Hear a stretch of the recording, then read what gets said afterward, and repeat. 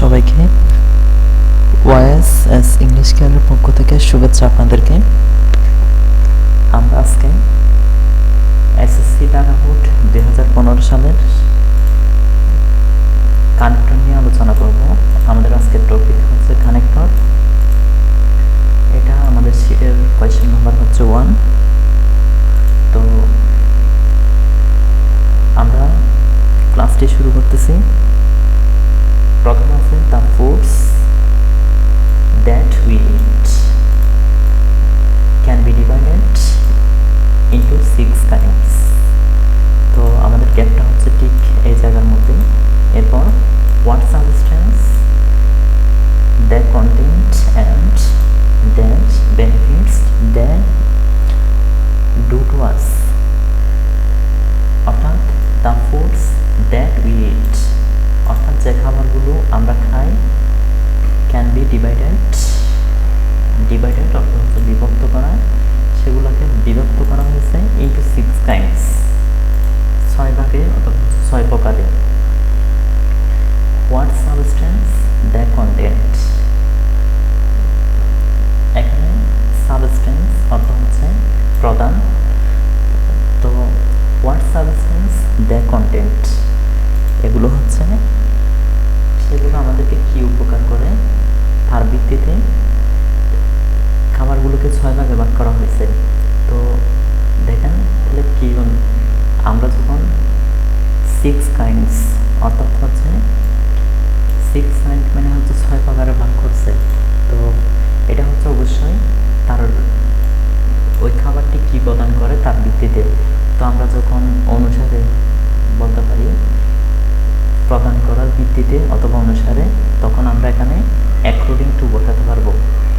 তো এই জায়গায় আমরা সেন্টেন্সটা একটু ভাগ করে নিব। প্রথম সেন্টেন্সটা, এই সেন্টেন্সটা হচ্ছে ঠিক এই জায়গায় গিয়ে হচ্ছে শেষ। তো আমি এটা আলাদা করে ফেললাম। তো আমরা এখানে এই জায়গার মধ্যে অ্যাকর্ডিং টু বসাবো। অ্যাকর্ডিং টু মানে হচ্ছে অনুসারে।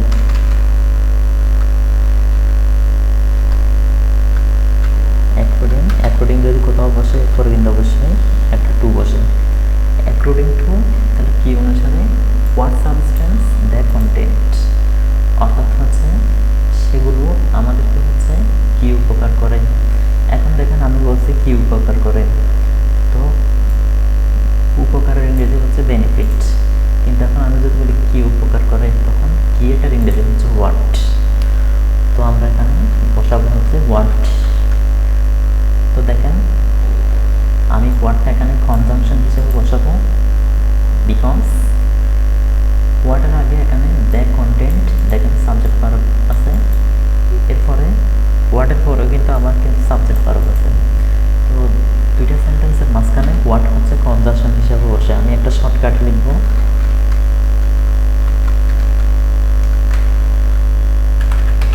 শর্টকাটটা হচ্ছে প্রথমে একটা সেন্টেন্স প্লাস মাঝখানে হচ্ছে হোয়াট, এরপর আরেকটা সেন্টেন্স।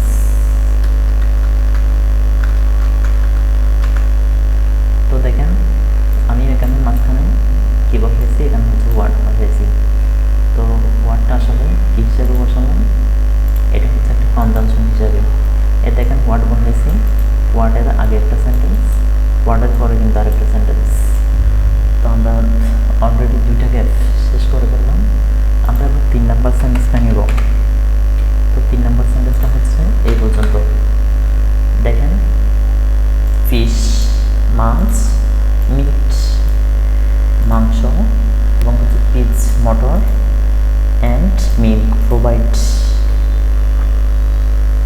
আস আমাদেরকে প্রদান করে উইথ প্রোটিন প্রদান করে। দেখেন বিল্ডস এরপর গ্যাপের পরে বিল্ডস যেগুলো হচ্ছে তৈরি করে আমার বডি, আমাদের body, and helps us grow এবং আমাদেরকে হচ্ছে বৃদ্ধি করতে সাহায্য করে। দেখেন আমরা মাছ, মাংস, মটর এবং হচ্ছে মিল্ক আমরা যেগুলো খাই ঠিক হচ্ছে সেগুলো মানে যেটা খাই সেগুলোই হচ্ছে আমাদের কি করে, আমাদের বডি বিল্ড করে এবং হচ্ছে হেল্পস আস গ্রো, আমাদেরকে বৃদ্ধিতে সহায়তা করে।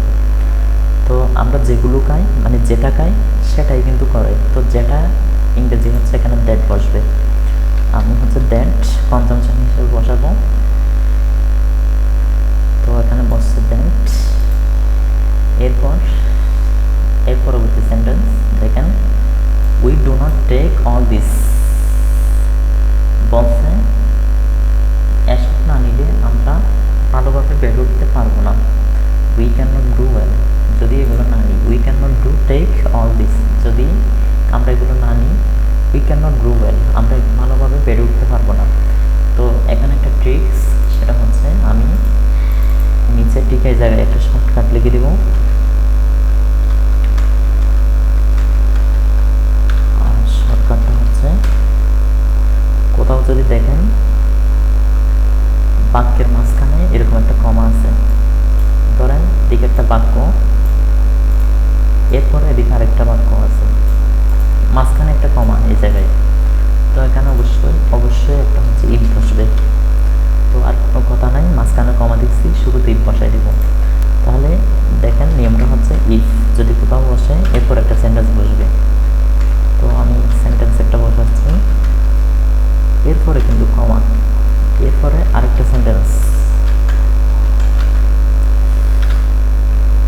তো এটাই হচ্ছে আমাদের নিয়ম, আমি একটু কালার করে দিচ্ছি।